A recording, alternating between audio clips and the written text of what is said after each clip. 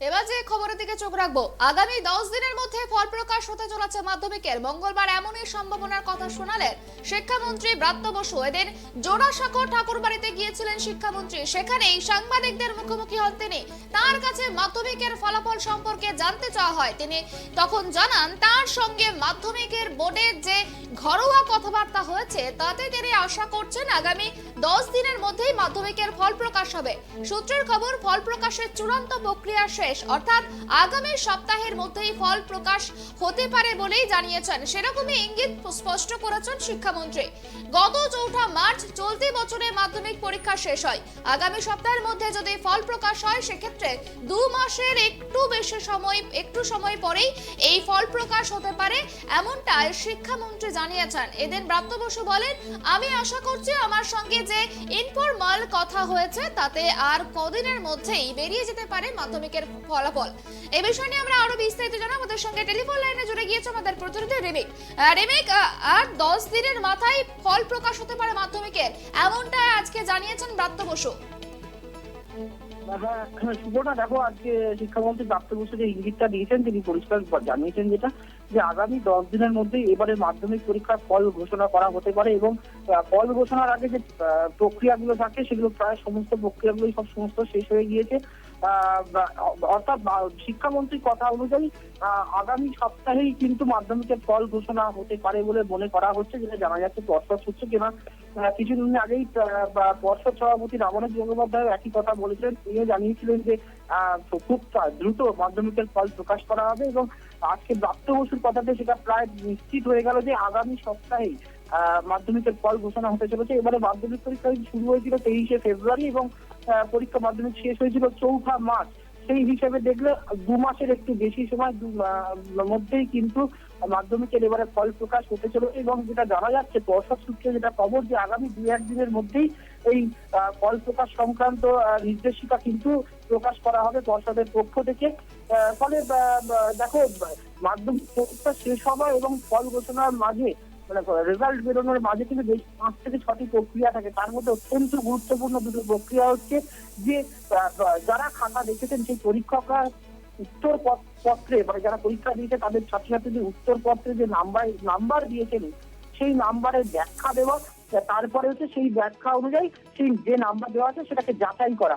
এই দুটো গুরুত্বপূর্ণ পার্ট কিন্তু ইতিমধ্যেই শেষ হয়ে গেছে। ফলে এটা মনে করাই যেতে পারে যে আগামী সপ্তাহে মানে এটাই হচ্ছে মাধ্যমিক পরীক্ষা ফল প্রকাশের আগে কিন্তু শেষ দুটো চূড়ান্ত এবং গুরুত্বপূর্ণ ধাপ। যে প্রশ্নপত্রে যে মার্কস দেওয়া হয়েছে পরীক্ষকরা দিয়েছেন সেই মার্কস তারা ফেরত দিচ্ছেন, তার ব্যাখ্যা একটা দিতে হয় এবং সেই ব্যাখ্যা অনুযায়ী সেই নাম্বার দেওয়া হয়েছে সেটা একটা যাচাই করা হয়। এটা হচ্ছে চূড়ান্ত পর্ব। এই দুটো পর্ব শেষ হলেই বলা যেতে পারে যে সমস্ত প্রক্রিয়া শেষ। এবার আজকে শিক্ষামন্ত্রী ব্রাত্য বসু ঠিক সেই কথাই বলেছেন যে সমস্ত প্রক্রিয়া ফল প্রকাশের আগে যে সমস্ত প্রক্রিয়াগুলো থাকে সমস্ত প্রক্রিয়া সম্পূর্ণ হয়ে গিয়েছে এবং তিনি যেটা জানিয়েছেন যে তার পর্ষদের আধিকারিকদের সঙ্গে তার আলোচনা হয়েছে, কথা হয়েছে। তিনি যেটা জানতে পেরেছেন যে আগামী সপ্তাহে ফল প্রকাশ করা হতে পারে, অর্থাৎ আগামী 10 দিনের মধ্যে শিক্ষামন্ত্রী বলছেন যে মাধ্যমিকের ফল প্রকাশ করা হবে। অবশ্যই শিক্ষামন্ত্রী এবং পর্ষদের কথা অনুযায়ী যদি সবকিছু ঠিকঠাক থাকে তাহলে আগামী সপ্তাহে কিন্তু এবারে মাধ্যমিক পরীক্ষার ফল প্রকাশিত হতে চলেছে। সুপর্ণা, একেবারে রিমিক, যেমনটা জানা গেল যে ব্রাত্য বসু তো জানিয়েছেন যে গত আর 10 দিনের মধ্যেই ফল প্রকাশ হতে পারে। আমরা এইবারের মাধ্যমিক পরীক্ষাতে দেখেছি কোন রকম বিঘ্ন ছাড়াই নির্বিঘ্নে পরীক্ষা হচ্ছে। সেক্ষেত্রে উত্তীর্ণ পরীক্ষার্থীদের উত্তীর্ণ শতাংশ ঠিক কতটা থাকতে পারে বলে অনুমান করছো?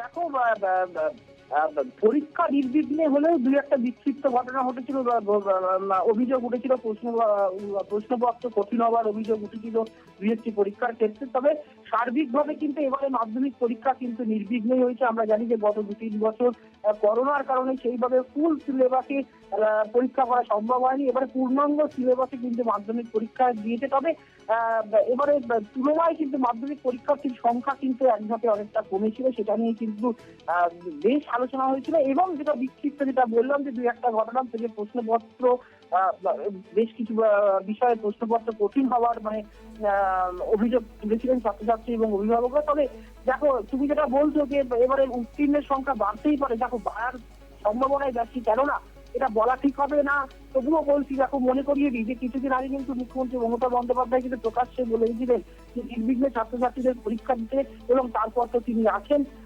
যখন এই অভিযোগগুলো উঠছিল, প্রশ্নপত্র কঠিন হওয়ার অভিযোগগুলো তিনি বলেছিলেন। তবে এবারের তুলনায় কিন্তু অন্যান্য বারের থেকে কিন্তু নির্বিঘ্নে পরীক্ষা হয়েছে। মোটামুটি ভাবে পরীক্ষার্থীরাও কিন্তু পরীক্ষা দিয়ে যথেষ্ট তারা খুশি, এবং যেটা আমরা পরীক্ষা চলাকালীন বিভিন্ন স্কুলে গিয়ে আমরা ছাত্রছাত্রীদের পরীক্ষার শেষে যখন কথা বলেছিলাম, তারা কিন্তু হাসি মুখেই কিন্তু পরীক্ষা হল থেকে বেরিয়েছিল। তাই বলা যেতেই পারে সব দিক দেখে যে এবারে হয়তো পাসের হার কিন্তু বাড়তে পারে বলেই শিক্ষা মহল কিন্তু মনে করছে। সুবর্ণা, একেবারে ধন্যবাদ রিমিক তোমাকে। যেমনটা আমরা জানতে পারলাম যে ব্রাত্য বসু আগামী সপ্তাহে মাধ্যমিকের ফল প্রকাশ হতে পারে এমনই কিন্তু ইঙ্গিত দিয়েছেন। তিনি আজকে গিয়েছিলেন জোড়াসাঁকোর ঠাকুরবাড়িতে এবং সেখানেই কিন্তু সাংবাদিকদের প্রশ্নের উত্তরেই জানিয়েছেন তার যে বক্তব্য, সেই বক্তব্য যথেষ্ট ইঙ্গিতপূর্ণ। তিনি জানিয়েছেন যে হয়তো পরের আর 10 দিনের মাথাতেই বেরিয়ে যেতে পারে মাধ্যমিকের ফলাফল। তবে আরো জানা গিয়েছে হয়তো এবারে যে মাধ্যমিকের ফলাফল সেখানে হয়তো উত্তীর্ণের হারের সংখ্যা অনেকটাই বাড়তে পারে বলেও কিন্তু অনুমান করা হচ্ছে।